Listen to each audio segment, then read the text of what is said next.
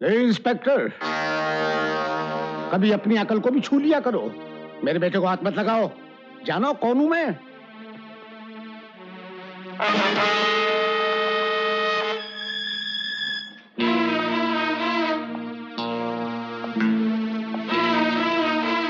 जानता हूं कौन हो तुम। पॉलिटिक्स की दुनिया के किंग हो, बिजनेस टाइकून हो। बड़े बड़े लोगों तक पहुंच है तुम्हारी। उनके लिए आयाशी का सामान पहुंचाने वाले रॉयल पिंप हो। भड़वे हो तुम, भड़वे।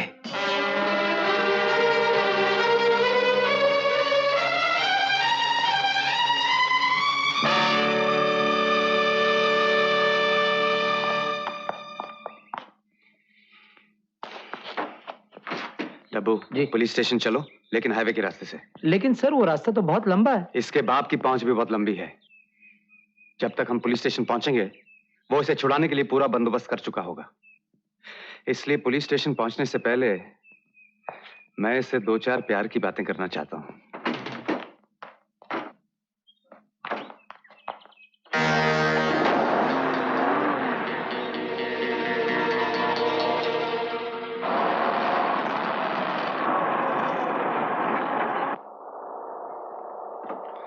सुना है एग्जामिनेशन हॉल में तुम नकल कर रहे थे। नकल करते हुए जब पकड़े गए तो उसरा निकाल लिया। ऐसा किया था तुमने? ऐसा किया था तुमने?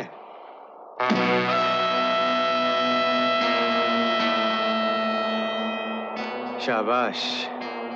तुझ जैसे 3rd क्लास आदमी के लिए 3rd डिग्री ट्रीटमेंट की जरूरत है। अच्छा हुआ तूने खुद मेरे लिए लाइन क्लियर कर दी।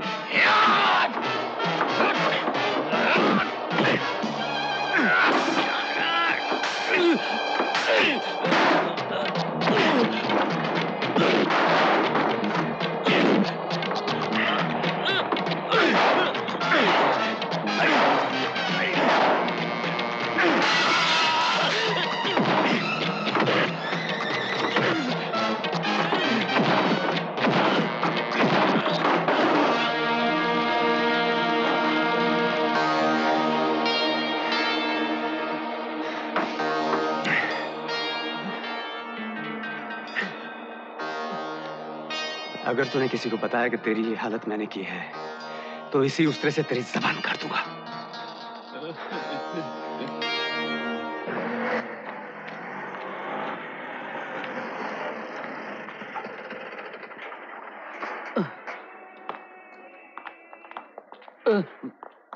बेटे, ये क्या हो गया तुम्हारे चेहरे को?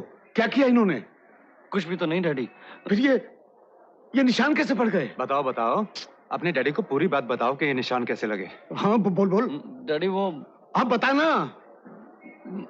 मैंने चलती गाड़ी से भागने की कोशिश की थी तो इसलिए मैं गिर गया। मैं पूछ सकता हूँ कि आप इन्हें लेकर कहाँ गए थे और यहाँ तक लाने में इतनी देर क्यों हुई? आप पूछने वाले कौन होते हैं? मैं इनका वकील हूँ, एडवोकेट A.N. कॉल। वकील हैं तो कोर्ट में बहस कीजिए। मेरे साथ बहस करने की जरूरत नहीं। ये पुलिस स्टेशन है। इंस्पेक्टर, कभी अपनी अकल को छू लिया करो। मैं इन्हें लाया हूँ अपने बेटे की जमानत के लिए। ले जाओ इसे। अरे डैडी। इंस्पेक्टर। डैडी। सर आपके लिए फोन आया है। दिल्ली से आया है? जी। ऐसे मौके पर दिल्ली से ही फोन आते हैं। बोल दो मैं यहाँ नहीं हूँ। जी सर।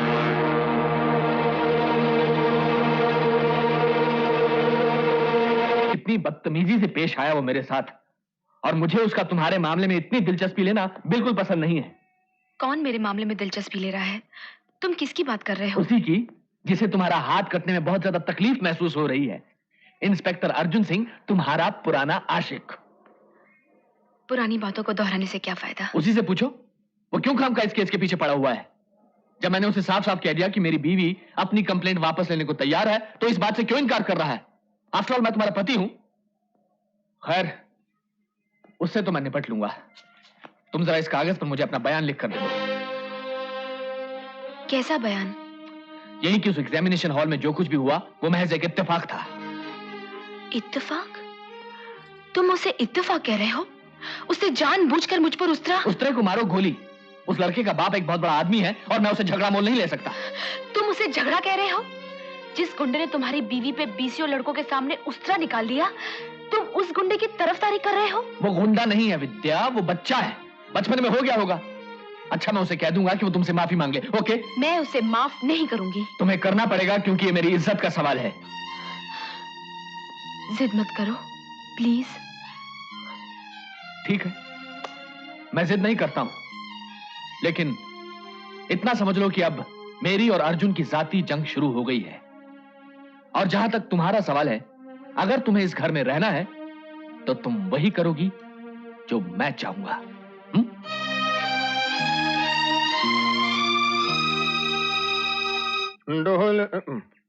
साहब, आपसे कोई मिलने आई है। कौन है? हम इन्हें नहीं जानते, ये कोई दूसरी हैं।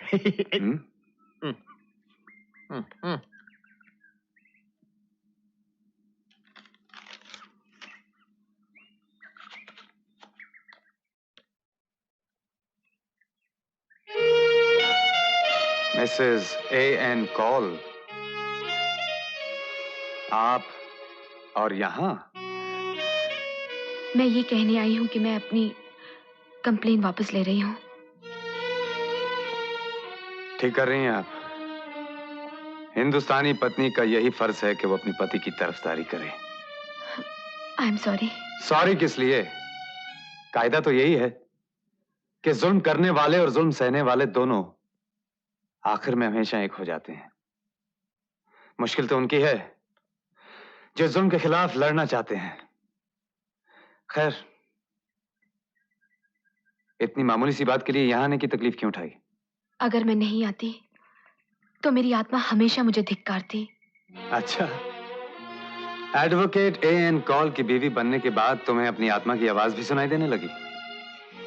तब नहीं सुनाई देती थी जब किसी के प्यार को ठोकर मारकर बेवफाई की थी।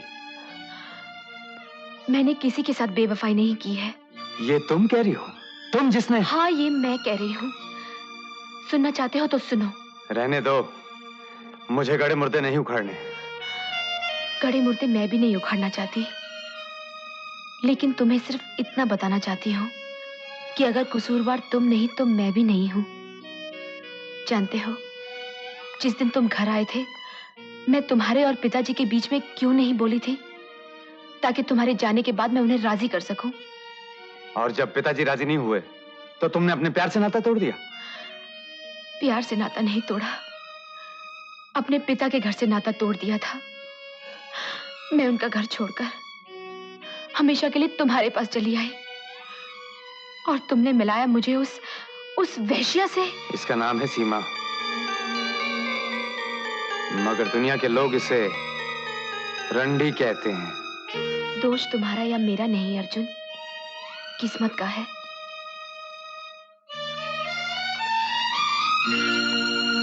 विद्या, विद्या, इधर आओ। बिट्टू, खाना खा लो।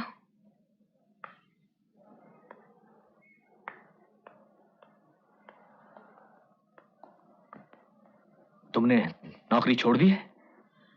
जी। क्यों? मैं किस मुंह से कॉलेज वापस जाती?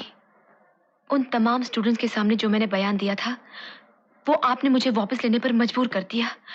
अब उनकी नजर में मेरी क्या इज्जत रह गई? इज्जत? तुम जानती हो तुमने नौकरी छोड़कर कितनी बड़ी गलती की है? लाख रुपया देने पर भी ऐसी नौकरी हाथ नहीं लगती है। अब सरना 24 घंटे इस घर में बैठकर। मैं जानती थी तुम यही कहोगे। इज्जत से सर उठाकर जीने का मतलब तुम क्या जानो? हाँ हाँ, सर उठाकर जीने का मतलब तो सिर्फ एक वही जानता है, तुम्हारा पुलिस वाला। पुलिस वाले फिर भी मुजरिमों को पकड़कर अपना फर्ज पूरा करते हैं, मगर तुम पैसों की खातिर उन्हीं मुजरिमों की हिफाजत करते हो। विद्या, तुम तो इतने गिरे हुए इंसान हो कि अगर वो स्टूडेंट मेरी इज्जत भी ले लेता तो तुम रुपए लेकर उसे भी माफ कर देते।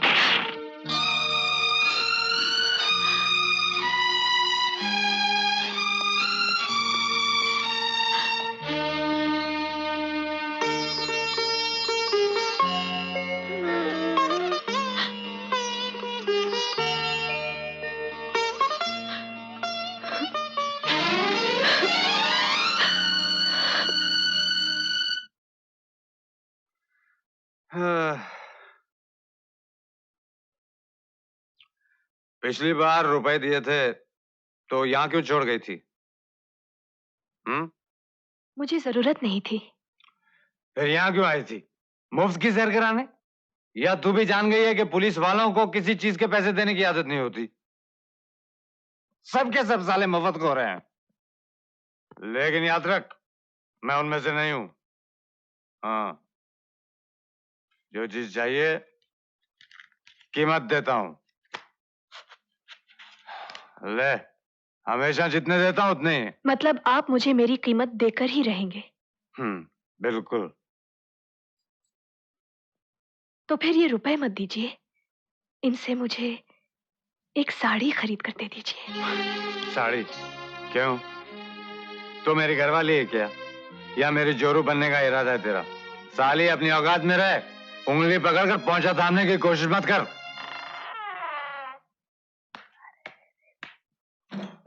तेरी तुम्हें मेवरान, तुम हमेशा दीवार से कान लगाए क्यों खड़े रहते हो? साहब, शर्म आनी चाहिए तुम्हें।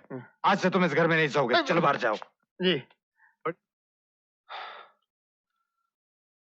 बड़ी बुरी आदत है इसकी। क्या क्या कह रही थी तू? हाँ, साड़ी नहीं दूंगा।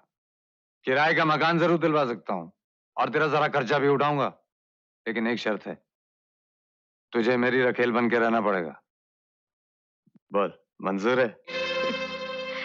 मैंने सुना था आप रिश्वत वगैरह बिल्कुल नहीं लेते। इस बात का रिश्वत से क्या ताल्लुक है? आपकी तनख्वाह है सिर्फ 1500। बगैर रिश्वत के इतने कम रुपयों में 2 घरों का खर्चा कैसे चल सकता है?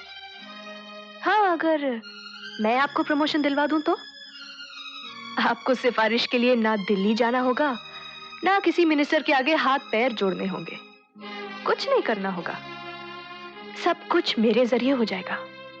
आपकी तनख्वाह भी बढ़ जाएगी और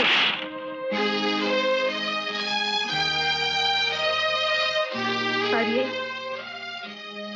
मारिए और मारिए।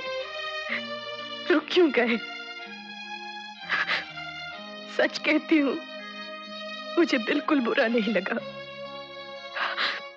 बल्कि ऐसा लगा जैसे आपने मारकर मुझ पर अपना हक जताया हो, प्यार जताया हो। खबरदार, जो प्यार का नाम लिया तो तेरे से पहले भी एक लड़की प्यार के नाम पर मेरी जिंदगी बर्बाद कर चुकी है। अगर तेरी भी कोई ऐसी वैसी मंशा हो तो धक्के देकर बाहर निकाल दूंगा और जिंदगी भर तेरी शक्ल नहीं देखूंगा, समझी? आपने मुझे गलत समझा। जिस लड़की का बदन हवस का शिकार बन चुका हो, उसे प्यार का कोई अधिकार नहीं होता। मैं आपसे क्या, खुद से भी प्यार नहीं करती।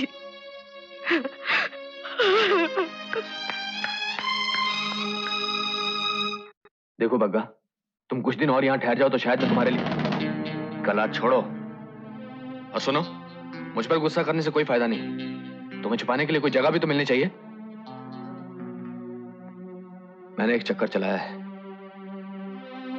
अगर तीर निशाने में बैठा तो मुझे उम्मीद है कि 1-2 दिनों में तुम्हारा बंदोबस्त हो जाएगा।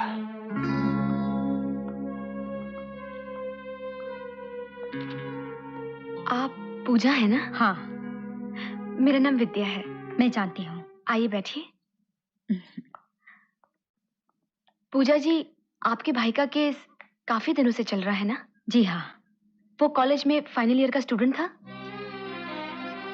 उसकी याद मत दिलाइए। आई एम सॉरी, मेरा इरादा आपको तकलीफ पहुंचाने का नहीं था। तकलीफ की तो अब आदत पड़ चुकी है। वैसे पूजा जी, इस केस में आपका कितना रुपया खर्च हो चुका है? पिताजी की जितनी जमा पूंजी थी सब खत्म हो गई। अब तो गांव की जमीन भी बिक चुकी है। मुकदमेबाजी में यही तो रोना है, पैसा पानी की तरह खर्च होता है और वकील हैं जो हमेशा झूठी उम्मीद बांधते रहते हैं। लेकिन इस बार पक्का सबूत मिल गया है, मैं उसी सिलसिले में आई हूँ। ये उम्मीद भी मेरे पति ने बंधवाई होगी, वकील जो ठहरे। आप कहना क्या चाहती हैं? देखिए, जाने वाला तो जा चुका, अब आप अपना रुपये क्यों बर्बाद कर रही हैं? बस करो। अगर मरने वाला तुम्हारा अपना भाई होता तो पता चलता कि नसीहत देना कितना आसान है। रुपए पैसे की कीमत मेरे भाई से ज्यादा नहीं है।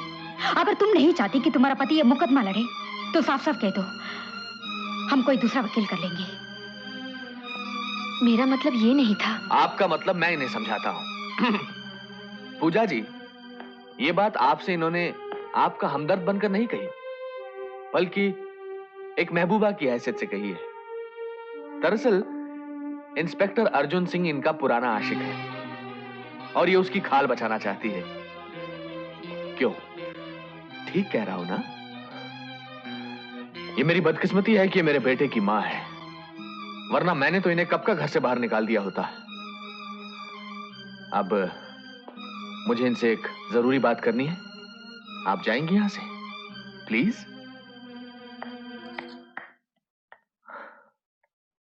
I am sorry. दरअसल मैंने आपको अपने घर इसलिए बुलाया ताकि आपको सब कुछ ठीक से समझा सकूं। जिस वक्त अर्जुन सिंह आपके भाई से जबरदस्ती झूठ बुलवाने की कोशिश कर रहा था, उस वक्त पुलिस ने टेप रिकॉर्डर और कैमरा दोनों ऑन कर रखे थे। लेकिन अनफॉर्चुनेटली आपका भाई पुलिस की मार बर्दाश्त नहीं कर सका और उसने दम तोड़ दिया। उसकी मौत से जेल में एक भगदड़ मच गई और उस भगदड़ का फायदा उठाकर एक कैदी कैमरा और टेप रिकॉर्डर दोनों को लेकर फरार हो गया। अब अगर हम किसी तरह से उस कैदी को कुछ रुपया दे सके और वो दोनों सबूत हासिल कर सकें तो दुनिया में किसी के मजाल नहीं जो अदालत में हमें ये केस हरा सके। कितना रुपया देना पड़ेगा उस कैदी को? उसकी आप बिल्कुल फिक्र मत कीजिए पूजा जी, जो भी खर्चा होगा मैं अपनी जेब से दूंगा। दरअसल ये केस अब मेरी इज्जत बन चुका है। बस आपको मेरी एक छोटी सी मदद करनी होगी। बोलिए। आपको उस कैदी को कुछ दिनों के लिए अपने घर में छुपाना होगा जब तक कि हम वो दोनों सबूत हासिल ना कर सकें। आप किसी झमेले की फिक्र मत करिए, मैं हूं ना। आप मेरी मदद करेंगे? मेरे भाई के हत्यारे को सजा दिलवाने के लिए मैं हर खतरा उठाने के लिए तैयार हूं। वो कैदी है कौन? चमन बग्गा।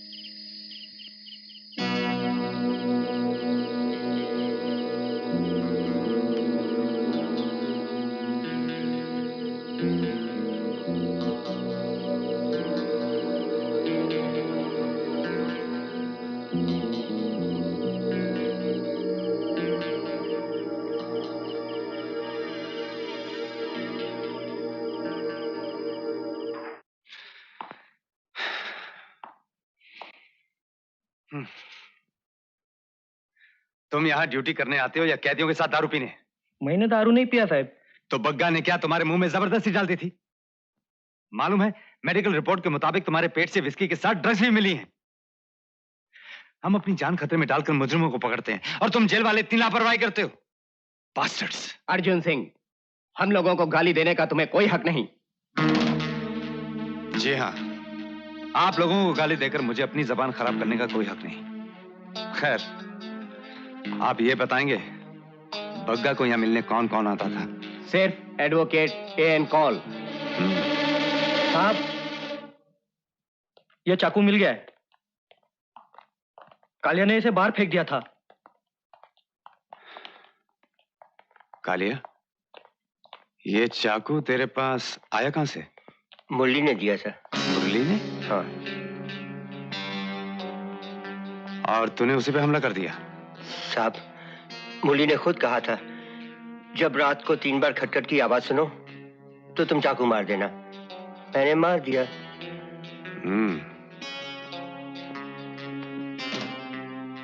मुरली ने कहा और तूने मार दिया?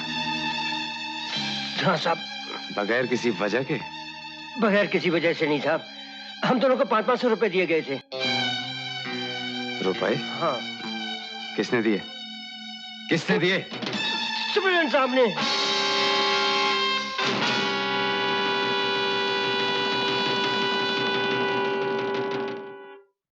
डिक्लेयर? कितने कहा थे एसपी साहब? फुल हैंड है यार, आज तो बहुत हार गए। कल 10,000 जीते भी तो थे। अरे यार वो एसपी तो साहब, एक जरूरी बात है।